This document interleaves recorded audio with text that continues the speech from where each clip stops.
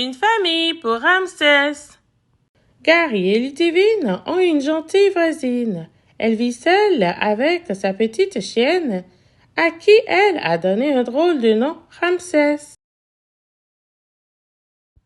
Madame le lièvre a eu un accident ce soir, j'ai tout vu.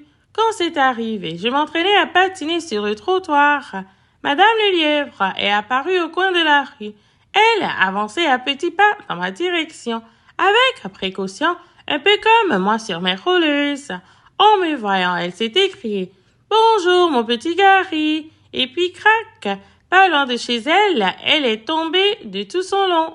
En tombant, la vieille dame a lâché son cabas, qui s'est ouvert sur le sol dans un bruit de verre cassé. Il s'en est échappé un troupeau de pommes qui ont roulé dans le caniveau. J'ai patiné vers elle le plus vite possible en m'appuyant au mur des maisons, mais pas aussi vite que les grandes personnes qui passaient par là. Juste avant que le cercle des adultes se referme autour de Madame le lièvre, j'ai aperçu son visage très pâle.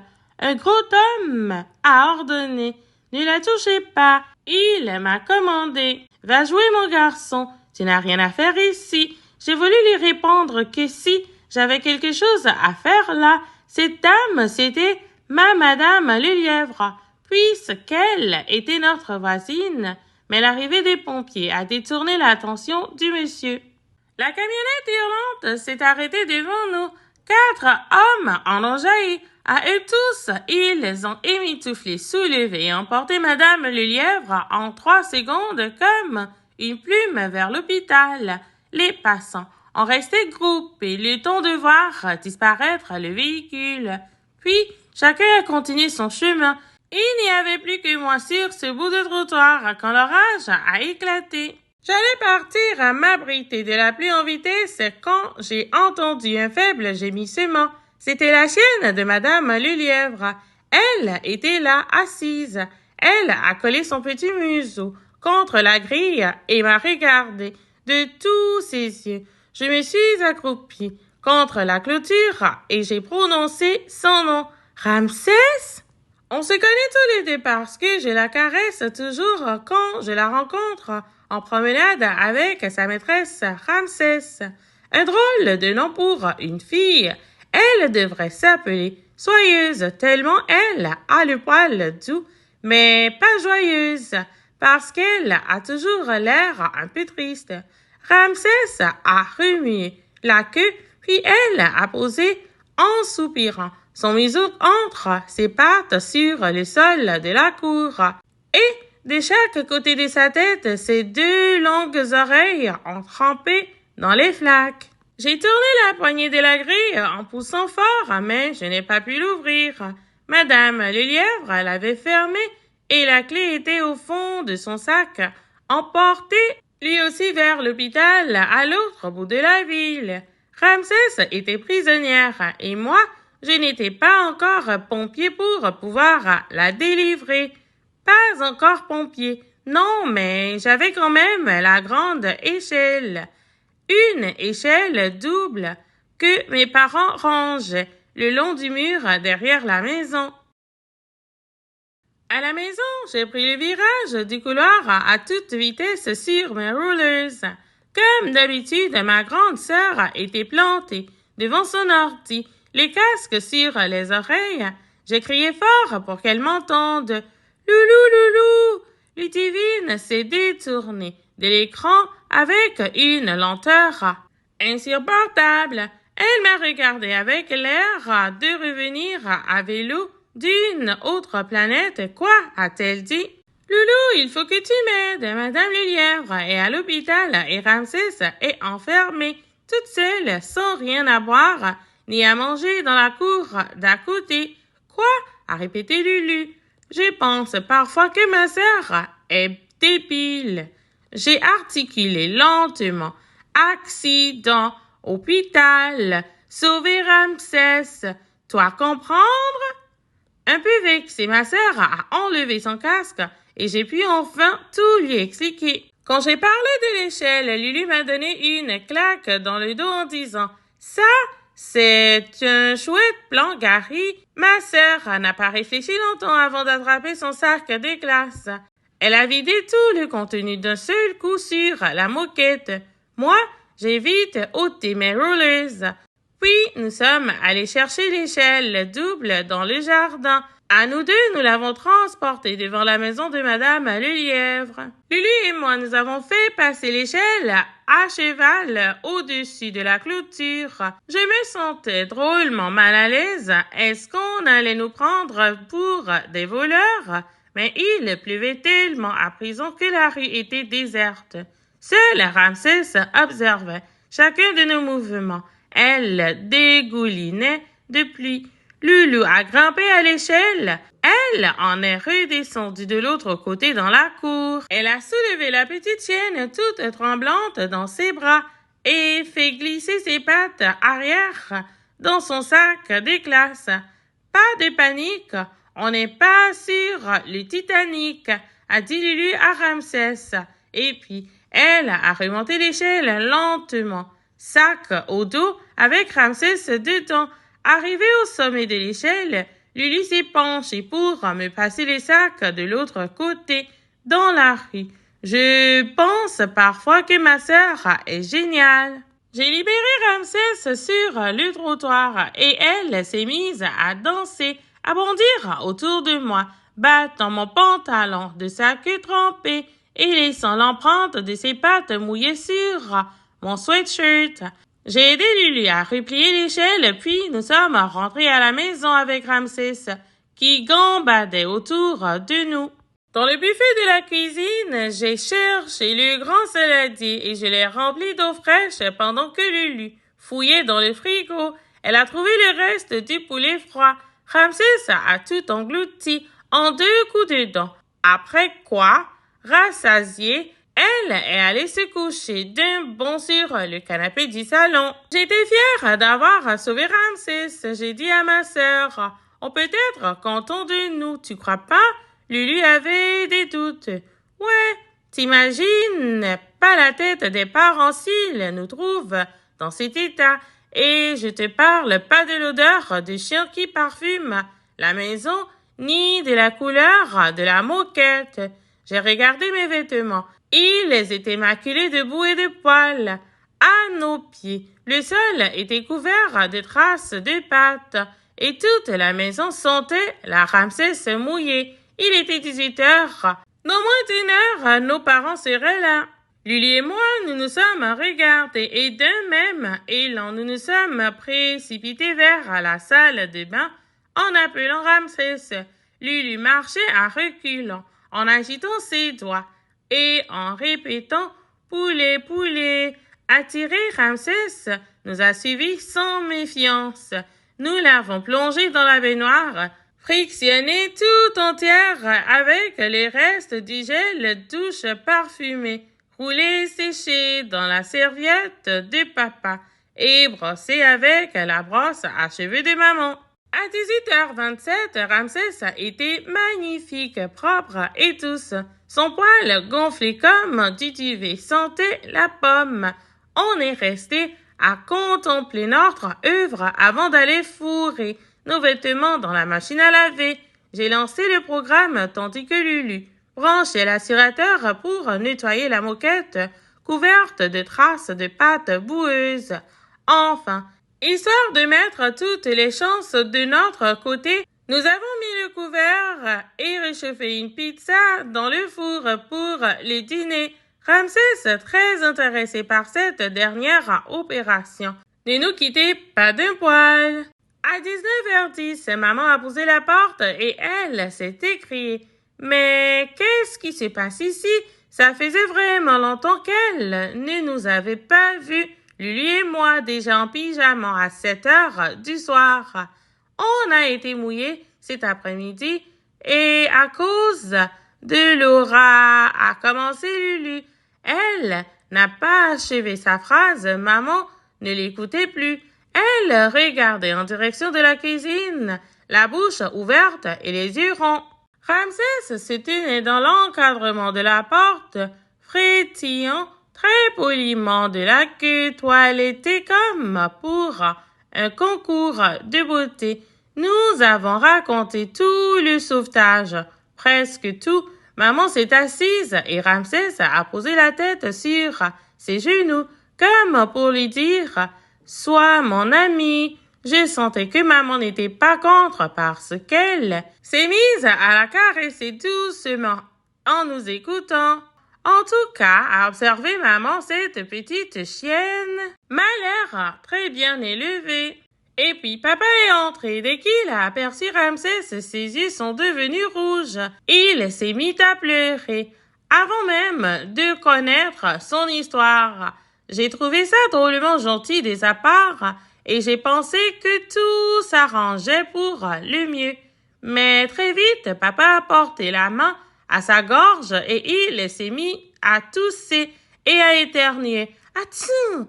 À côté de moi, Lulu a murmuré. Alors là, c'est cuit. Elle parlait de Ramsès, bien sûr, mais j'ai aussitôt senti une odeur de brûlé. Nous avions oublié deux choses.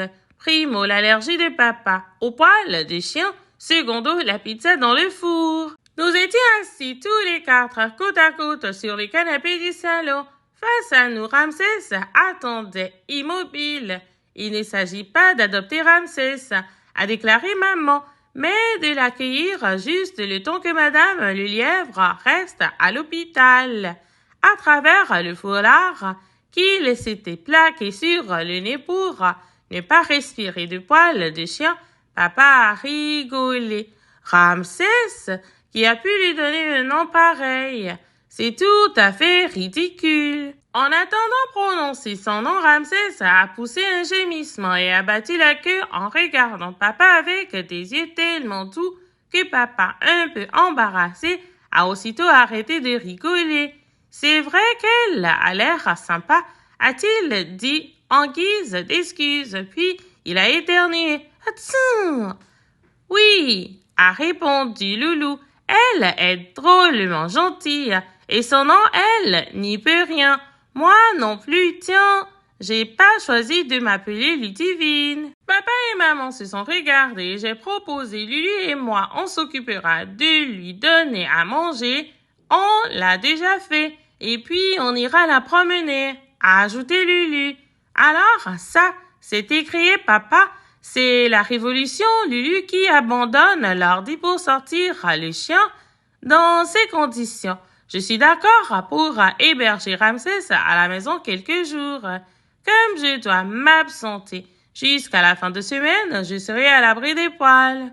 Maman a conclu. Bon, je crois qu'on est tous d'accord. Demain, avant mon travail, j'irai voir Madame le lièvre à l'hôpital pour lui donner des nouvelles de Ramsès et la rassurer. Maintenant, voyons, puisque la pizza est irrécupérable, que diriez-vous d'une salade au poulet froid pour dîner? A fait Lulu. Moi, a déclaré papa, je vais d'abord aller prendre une douche rapide et changer de vêtements. J'ai l'impression d'être couvert de poils. Les parents ont quitté la pièce. Lulu et moi, nous sommes restés figés sur place, en compagnie de Ramsès, redoutant la suite. Ça n'a pas été long à venir. Bientôt de la salle de bain et de la cuisine ont fusé une pluie d'exclamations dans lesquelles on pouvait reconnaître les mots saladier, gel douche, serviette, brosse à cheveux et poulet froid, tous les trois serrés les uns contre les autres. Ramsès, Lulu et moi, on a attendu que le nouvel orage s'éloigne. Et voilà, Ramsès habite chez nous. Le soir, Lulu et moi, on se dépêche de rentrer de l'école pour aller la promener. On laisse dans la rue du quartier. Ramsès aime beaucoup les promenades. Elle adore renifler le bas des murs et le pied des arbres dans le jardin. Pour la faire galoper, je lui lance des balles de tennis et elle me les rapporte dans sa gueule, sans se lasser. Mais ce qu'elle préfère de loin, c'est la sieste, couchée en rond sur le canapé. Ramsès est déjà une vieille dame comme sa maîtresse, m'a dit maman, et les vieux chiens ont besoin de dormir beaucoup. Vendredi, papa prend des nouvelles de Madame le Lièvre par téléphone. Notre voisine va mieux. Elle sortira de l'hôpital au début de la semaine prochaine. Ce sont donc les derniers jours de Ramsès à la maison. Lundi, elle retrouvera sa maîtresse. Samedi, en rentrant, papa a déclaré que nous avions tous besoin de prendre l'air. Et puis, a-t-il ajouté, je serai moins sensible aux poils de chien à l'extérieur. Ce dimanche matin, nous partons donc faire un pique-nique. Après 1 heure de route, nous nous garons à l'orée d'une forêt. Ramsès, qui dormait à l'arrière entre Lulu et moi, se redresse aussitôt en humant l'air. Elle saute d'un bond de la voiture et reste un instant frémissante dans tout ce verre, le nez au vent, une patte levée, puis elle se met à trotter en tous sens, flairant de mystérieuses odeurs dans le tapis de feuilles mouillées et sous les fougères. Par jeu, Lulu et moi nous faisons la course sur le chemin. Bientôt Ramsès nous dépasse plus rapide qu'un chevreuil. Eh bien, dit papa étonné, elle fanfaronne la faronne. Vous lui avez donné du lion à manger pendant la semaine? Je n'en reviens pas, répond maman. Cette vieille petite chienne si discrète et délicate à la maison. La voilà aussi folle qu'un chiot. La petite chienne délicate continue à courir et à se gaver d'odeurs plus que Lulu et moi, de bonbons à la sortie de l'école. Elle se roule dans un fossé tout piétiné par les sangliers, et puis elle croque avec délice dans un gros crottin frais qu'un cheval a laissé dans l'allée forestière. J'avais mal compris, rigole papa. En fait, vous ne lui avez rien donné à manger de la semaine à cette pauvre bête. Ah non, c'est dégoûtant, dit maman. Elle se précipite sur Ramsès pour l'obliger à abandonner ce qu'elle mâche entre ses dents. Mais Ramsès est déjà bien loin, se léchant les babines. Le soir, à cause du crottin de cheval, maman ne veut pas que Ramsès dorme sur le canapé du salon. Elle lui installe une couverture dans le couloir. Demain, Ramsès va retourner vivre avec sa maîtresse. Alors, dans l'obscurité, j'attends que toute la maison soit silencieuse. Puis je me lève, pieds nus, et j'appelle doucement Ramsès dans le couloir. Elle ne répond pas, elle n'est plus là. Lulu a déjà ouvert sa porte. Ramsès dort en ronflant sur son lit. Je m'avance à tâtons dans la chambre de ma sœur où flotte un léger parfum de sanglier et de champignons. Je pousse Lulu endormie pour me faire une place sous la couette. Ramsès se réveille et me mordit les orteils. J'enfonce mes 2 mains dans son poil et je m'endors tout contre elle pour la dernière nuit. Lundi soir, comme d'habitude, Lulu est venue me chercher à l'école. On est rentré en silence et en traînant les pieds. Ramsès ne nous attendait plus à la maison. De retour dans sa chambre, Lulu a rallumé son ordi et moi, je suis allée chercher mes rollers.